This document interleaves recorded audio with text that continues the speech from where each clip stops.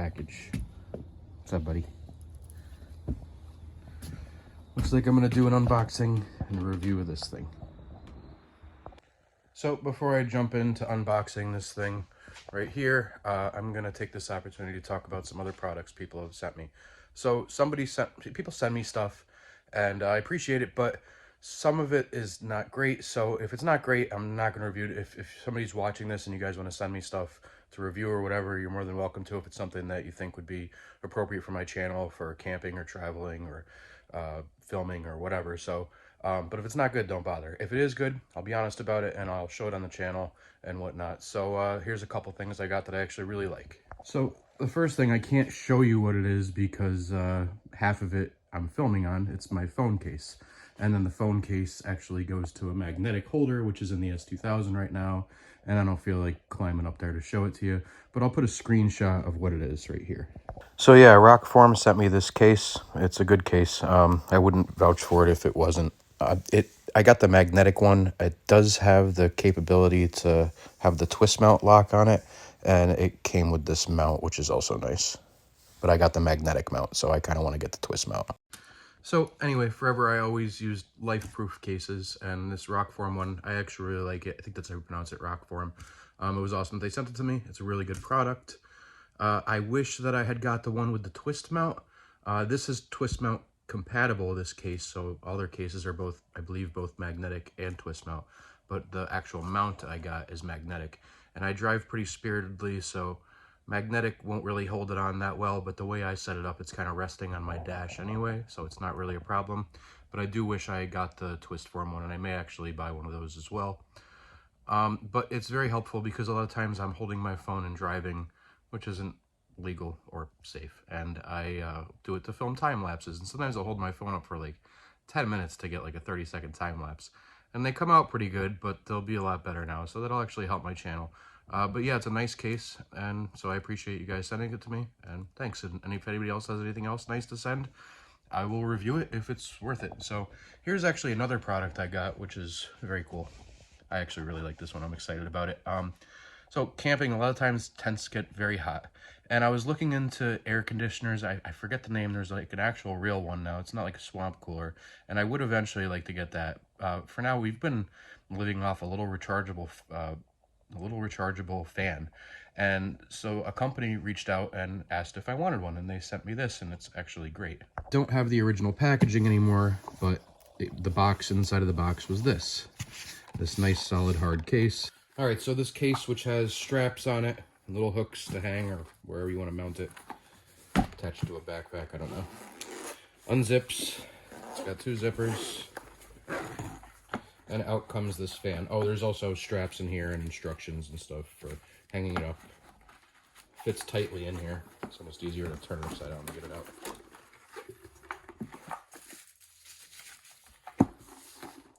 So this fan, it's very compact. Has a thing here for hanging it. It'll actually lift up like this and up like that. Then you have a remote which turns it on or off. So you have off, on, and then you have different speeds as well. I know how to turn it on. There we go. You have to hold it to turn it on. But it's a very powerful fan.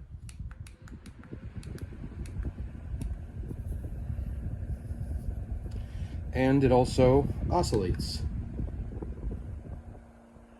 which is very cool. And it'll oscillate back and forth, I think 180 degrees or so. It also has a light on the bottom. And you have one press is low, then medium, then its brightest setting. The oscillation is always the same speed.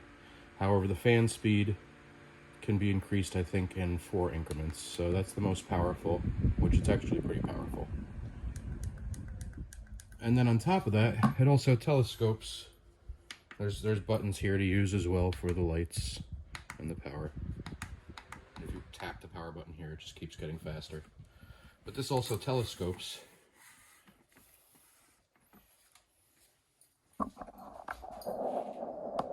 That high.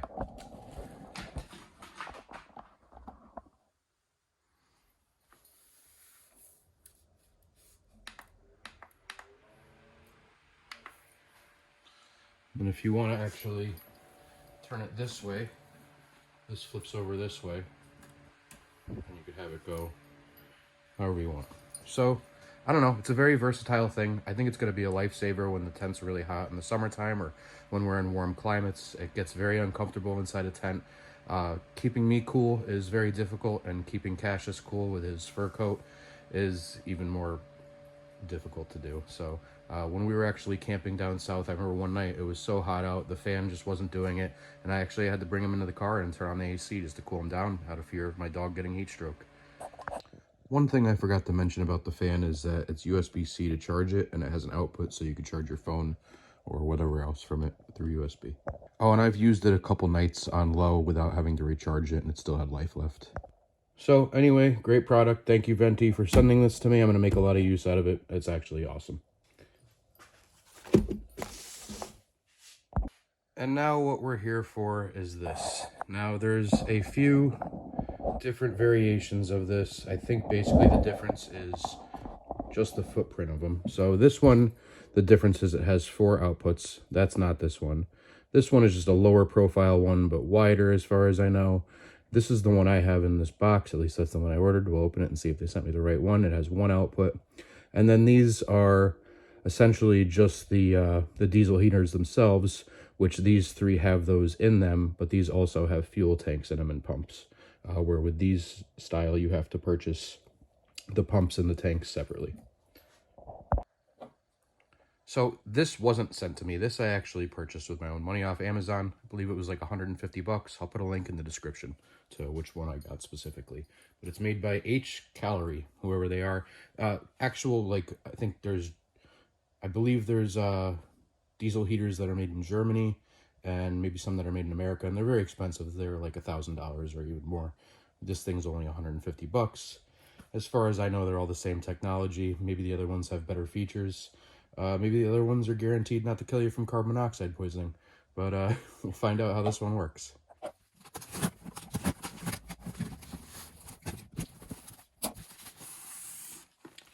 So right away off the top, I see the muffler. This is apparently important. You could buy lots of these kits and they don't come with the mufflers. This one does. An instruction manual, user manual, showing all the different variations and different footprints. Again, that one's mine right there in the middle.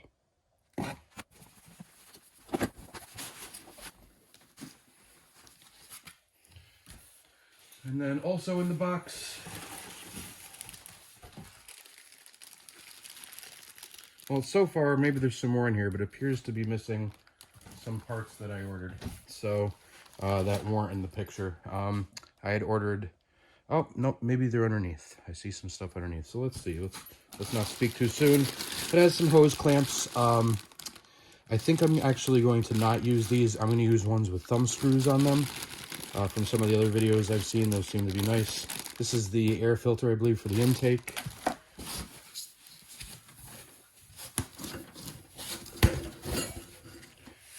Here's the power cord. This is for 12 volts. Looks like it has a fuse here. I'm going to wire it up probably 2 different ways. One to the battery in the trailer and one to the actual Honda Jackery. So that's the control panel here. However, I was told it came with a remote control too, and I'm not seeing that. Nope, I am. That's in this accessories case.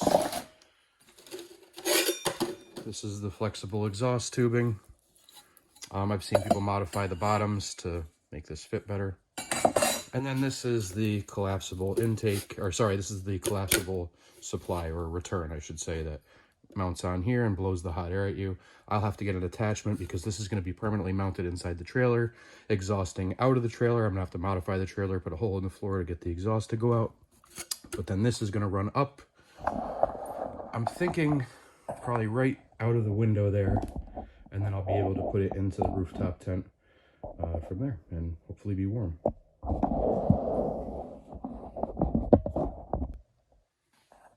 So for now, let's see how this thing hooks up. I have a battery over here. I'm going to hook that up first and hook it right up to a 12-volt source. Here's a 12-volt source. All right, negative with an alligator clip. And I'm just bench testing this right now. Just open this side up. I'm gonna open the other side just to give a look on what's going on inside.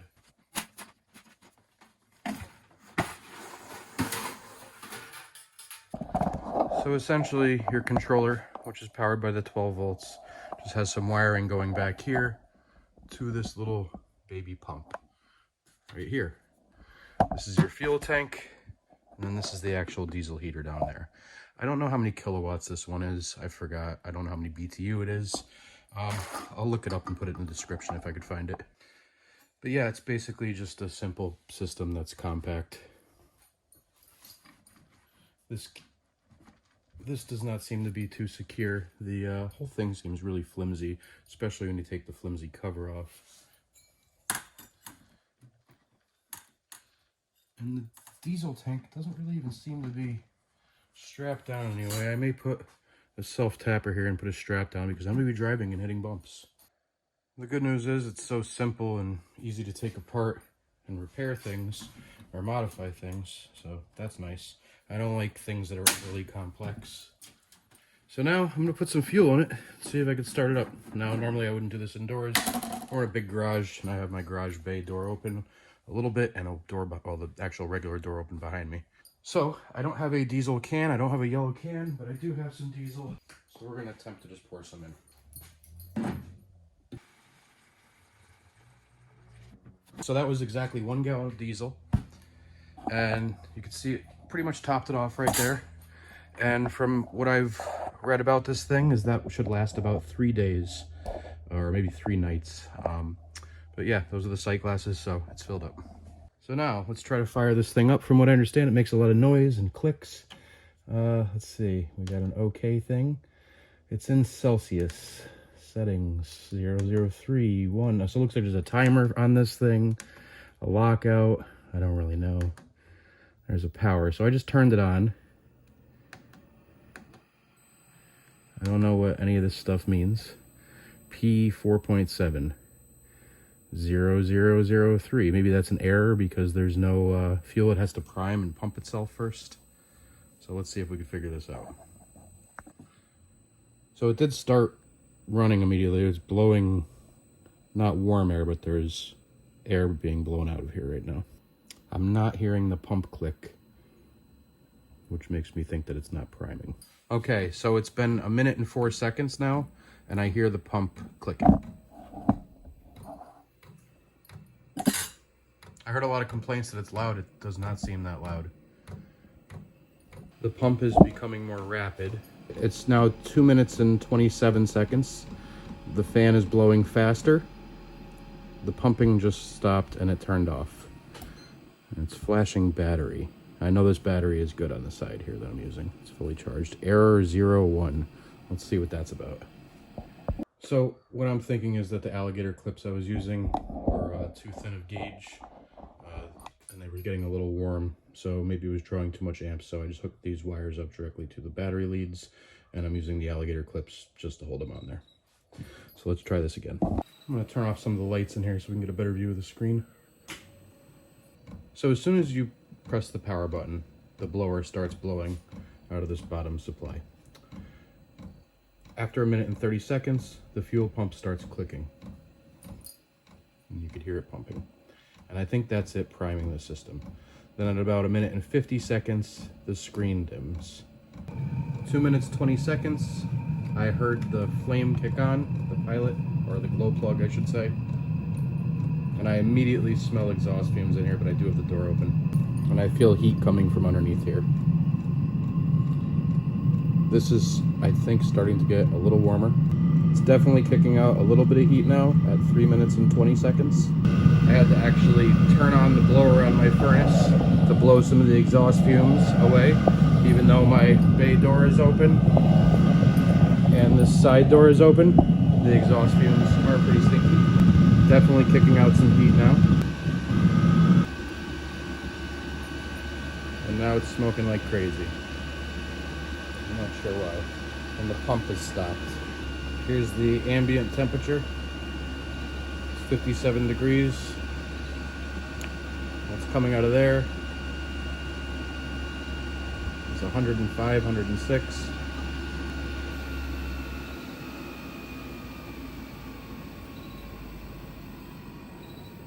It's giving me error 08. Don't know what that means. We'll see. So here's my theory as to what just happened. This is the first time turning this on, the first time priming it. The first time it wasn't able to draw enough amperage through those thin wires, and it gave me an error and turned itself off during its priming process in the middle of it. Then when I hooked up the wires directly to the battery source, to the power source, it started the priming sequence again, but it had already partially primed the first time, so I think when the glow plug got hot and it sensed ignition, it thought that was good enough.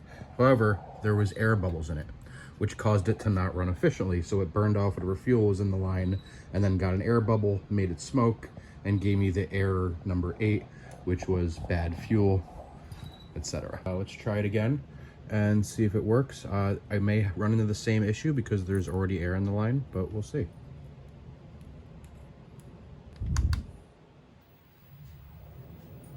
You press it on, immediately it's blowing out. It's actually already blowing out heat because I think it was so warm from before. It's already smoking out of the bottom, but when I've seen videos of these, they burn pretty clean and there's not supposed to really be any smoke unless there's a problem.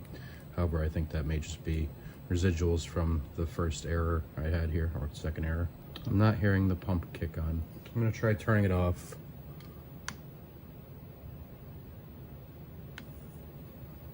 I think even when you turn it off, you're not supposed to just unplug it like I did before, because I think you need to kind of burn off whatever's on the glow plug.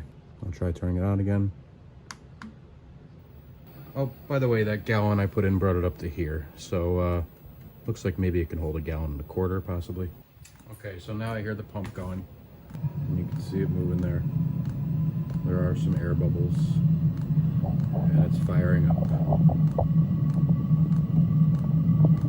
To give an idea of how powerful it is.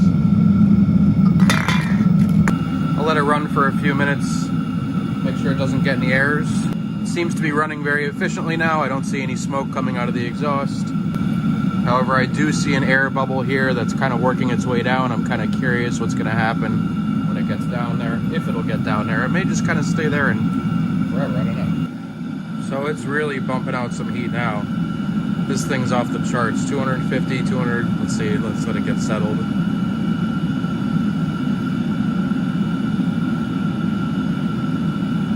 Seems like around 160 degrees maybe, ish. If I put it right in the middle on that metal part, it's over 300, which means you don't want to touch that. I have the fan set up all the way. I learned if I press this down,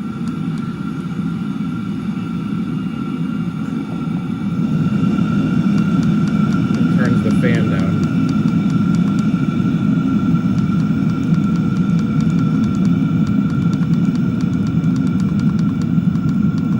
So it looks like that's probably the lowest speed for the fan, which is honestly probably sufficient. But proportionally, what it also does as you turn down the fan is it slows down the pump. So now the pump is tick, tick, tick. When I turn it up, it's tick, tick, tick, tick, tick.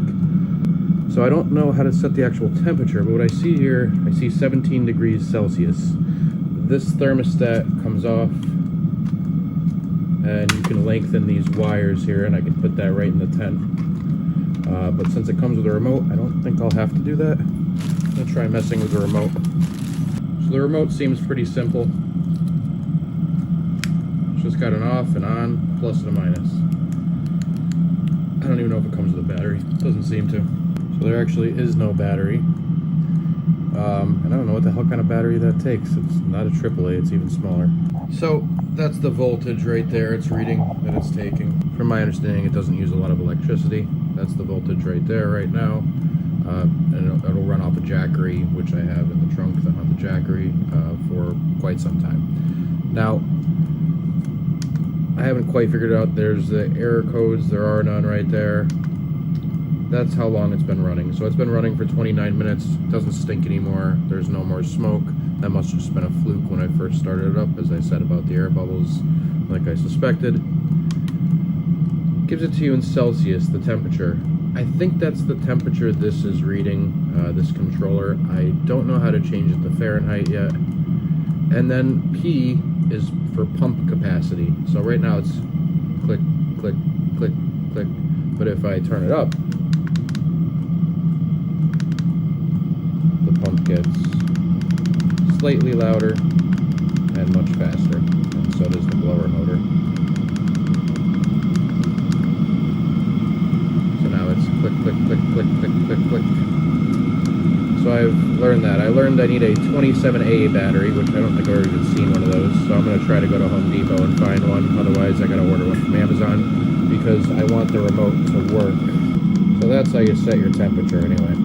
I don't know how that translates into Fahrenheit or even Celsius for that matter, but that's what it is. In settings, you can set a timer so you can have it turn on and off automatically, or off automatically anyway. I don't know what this one-off thing is. And this is so you can put a password so nobody can mess with it. And that's it. So hold down the power button. It'll turn off. And I believe it has to go through its little cycle as it turns off. Now, I think I've realized why this one is the cheap one. And I think the difference is the controller. I think this is a cheap, crappy, I think this is their first controller. In this book, it shows that they're now on controller number 5. So here's the controllers. Here's the cheapo guy I got. So here's the first edition one, the second edition, third, fourth, and now they're on to the fifth one, which it looks like the fourth and fifth have, or third, fourth and fifth have nice LED displays on them. Not like this cheap thing I got that came with this weird 27mm battery I have to go get. So I think that may be the difference. If that's the only difference, I could probably live with that. I just want heat. As long as I can turn it on and off from in the tent, I'll turn it on when I'm cold. If I get too hot, I'll turn it off. As long as I can do that from in the tent, then that's all I really need. And who knows, maybe I'll end up extending the wires for this and running this right up to the tent.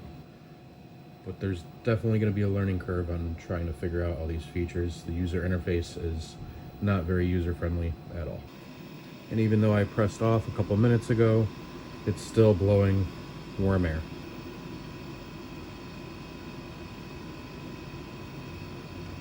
And now after a few minutes, it's turned off completely. So I have some ideas. I'm probably gonna run the exhaust under there just to be funny.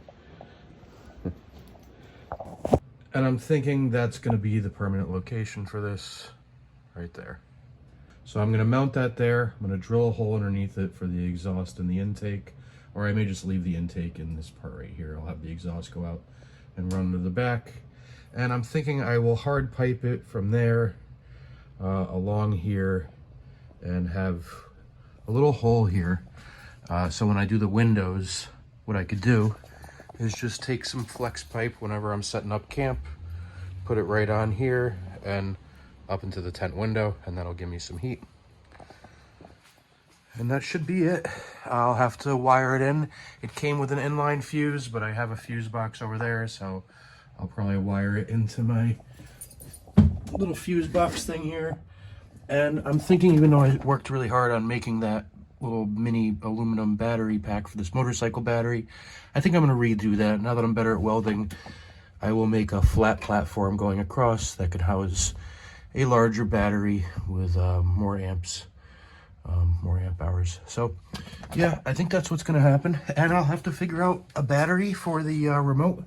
I'll have to get one of those. I may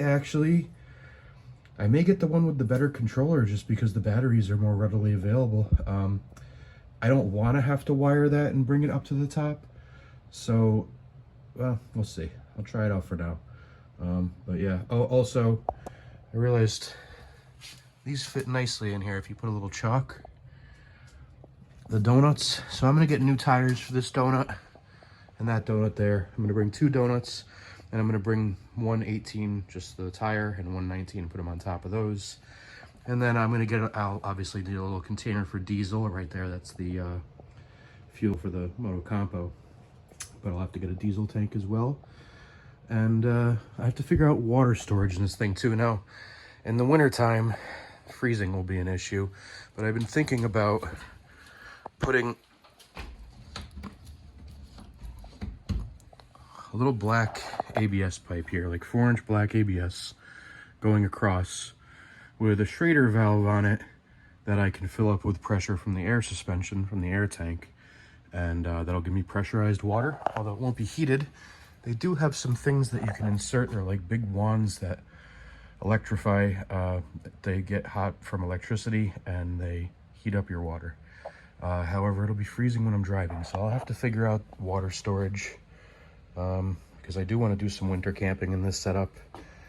So put on some tire chains and whatnot and go into the mountains like the idiot that I am. All right, guys, so that's it for this video.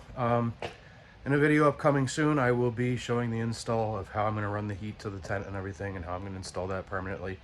I'm sure it'll be some trial and error. I'll probably change my mind along the way about some stuff, but you got the rough idea so far. That's what it is. So it's subject to change, but I'm definitely going to need heat. So hopefully this solves the problem. I think this thing's pretty cool, other than the hiccup I had in the beginning, which I'll just put that up as user error in the first time it was starting up. So I think it's going to be good. Hopefully it'll be reliable. And it seemed to burn efficient for that half an hour once I got all the fuel situation sorted and the electrical issue sorted. So stay tuned, guys. Thanks for watching. All right, everybody. Thanks for watching. I appreciate you tuning in. I appreciate the support. Don't forget to like, comment, and subscribe below. And stay tuned for more videos coming shortly. I try to release one every week. Thanks.